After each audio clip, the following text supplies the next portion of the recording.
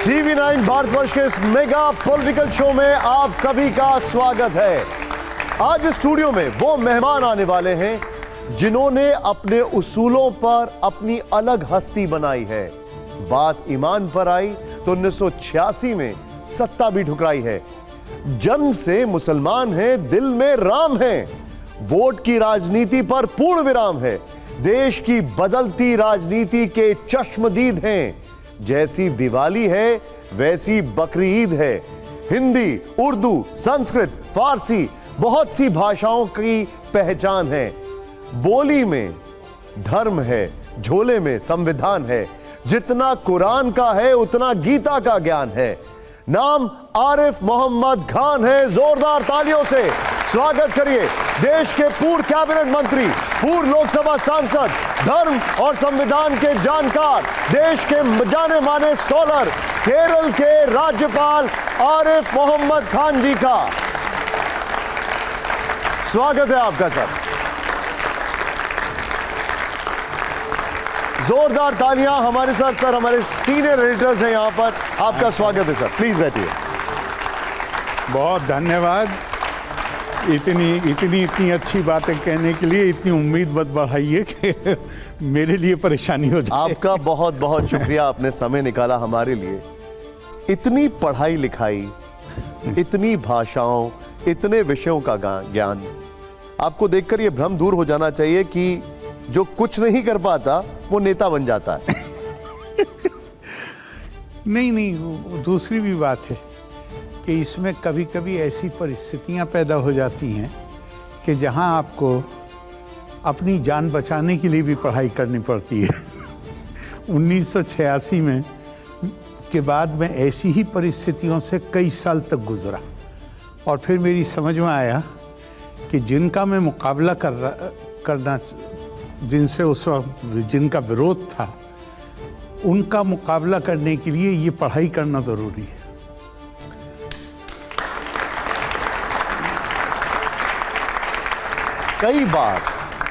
कई बार आपकी ज्यादा जानकारी ही विवादों की वजह भी बन जाती है। आपके साथ भी बहुत बार ऐसा हुआ। हो सकता है कभी ऐसा भी हुआ हो, लेकिन मेरा ख्याल है हम भारतवासी हैं और हमारे यहाँ ये कहा गया है कि 100 अध्याय ज्ञान की प्राप्ति, ये प्रोसेस कभी रुकना नहीं चाहिए। क्या बात नहीं, और आगे आपको बताता हूँ। तपा 100 अध्याय निरित्तम कहा गया, लेकिन इससे भी ज़्यादा प्रभावी है कि स्वामी विवेकानंद जी से पूछा गया कि जीवन का उद्देश्य क्या है? सुख प्राप्त करना। उन्होंने कहा जीवन का उद्देश्य सुख प्राप्त करना कभी नहीं हो सकता, क्योंकि अगर सुख प्राप्ति ही मेरे जीवन का उद्देश्य है और मेरे पास ताकत है, शक्ति है, तो मैं आपको दुखी करूँगा अपने सुख के लिए, इससे कौन रोकेगा? तो उन्होंने कहा कि जीवन का उद्देश्य ज्ञान की प्राप्ति है। और फिर उनसे पूछा गया कि ज्ञान की प्राप्ति का उद्देश्य क्या है? तो उन्होंने कहा ज्ञान की प्राप्ति का मतलब ये है कि यहाँ इतने लोग बैठे हुए हैं, ये सब एक दूसरे से भिन्न हैं, विविधता है, भिन्नता है। इसके पीछे छुपी हुई एकता को देखने की क्षमता पैदा हो जाए, ये ज्ञान का उद्देश्य।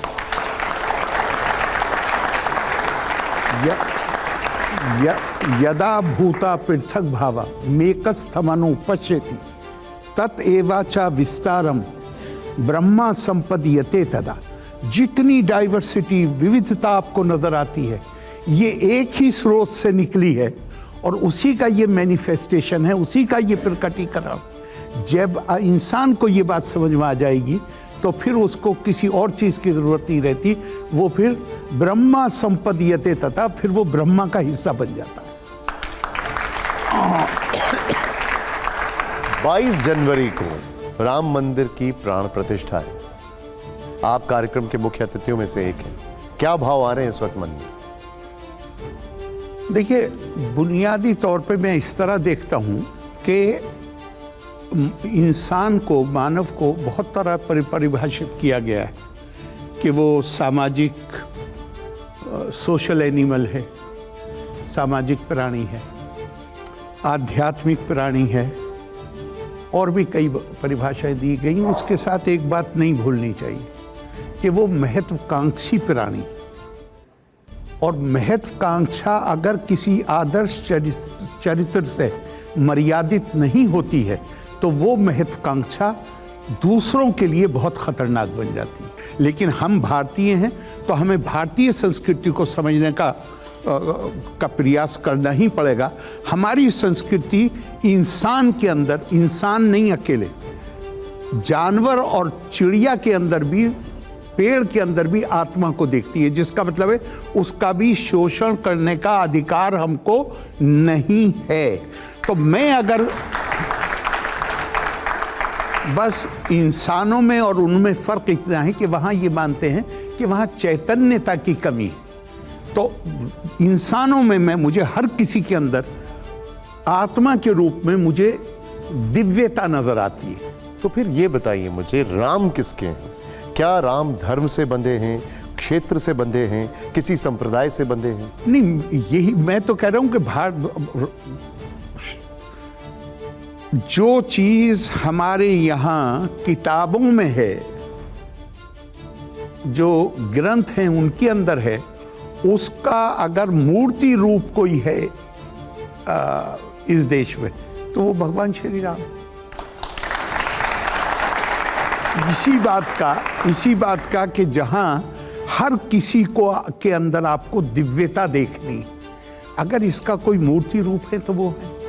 तो ये मैं तो अपने आप को, मैं मानता हूं कि मैं जितना गर्व करूं अपनी भारतीय होने के नाते अपनी इस विरासत पर, वो कम है, और जितनी शर्म करूं वो भी कम है कि हम ये संदेश पूरी दुनिया को नहीं दे पाए।